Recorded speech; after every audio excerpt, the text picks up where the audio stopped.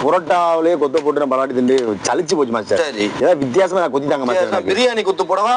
பிரியாணி கொத்தா? ஆமா, புரோட்டா கடையில பிரியாணி கொத்த போட போறியா?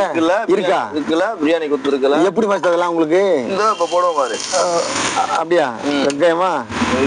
வெங்காயம் அது எப்போ உள்ளது? அப்புறம் என்ன வர்ற மாட்டேங்குது? பவரான கத்திராமா, கடவுத கத்தியத கொஞ்சம் பவர் கம்மி. மாஸ்டர் நீங்க புரோட்டாவின் தந்தைன்னு சொல்றது வந்து பெருங்குண்ட மாஸ்டருங்கிற பட்டத்தை நம்ம தக்காளி, பச்சை மிளகா, வெங்காயம் அள்ளி தூக்கி வீச்சியாச்சு. அப்புறம் என்ன இறக்கி விட்டுட்டிய. அடுத்து மாஸ்டர் என்ன முட்டையா? முட்டை வந்து நல்லா இது ஒண்ணு ஊத்தணும். இது மாதிரி போட்டு ஆம்லெட் மாதிரி கொலக்கணும். ஆம்லெட் மாதிரி கொடுக்குறியா? அப்படிதான் போடணும். பிரியாணி குத்து பாருவான். பிரியாணி குத்துனாலயா? இல்லைன்னா சலச்சல்னு போய் சொல்லிட்டா. அதான்.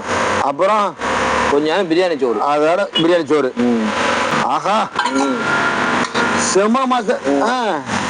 எப்போ வழக்கம் போல சத்தம் இல்லாம கொத்தி முடிச்சிருக்கீங்க. சத்தமே வரக்கூடாது அந்த மாதிரி கொத்து. அந்த படம் நம்மள்ட்ட இருக்கு, பிரியாணி கொத்து.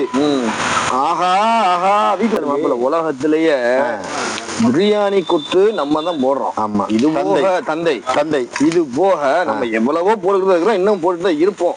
பிரியாணி கொத்து மாஸ்டர் சோத்துல குத்தி பார்த்துருக்கேன். அந்த ஃப்ரைட் ரைஸ் போட்டு குத்தி பார்த்துருக்கேன். பிரியாணியில போட்டு பார்த்ததுல மாஸ்டர் நம்ம எல்லாம் திருமுண்ட மாஸ்டர் மாப்பிள்ள. நீ குழந்தைகள்லாம் ஈஸியா சாப்பிடலாம் முடியாது மாஸ்டர். இதில் பாக்குறேன் செம்ம ரெசிபி மாஸ்டர். இதெல்லாம் மிரட்டி புட்டியா போங்க.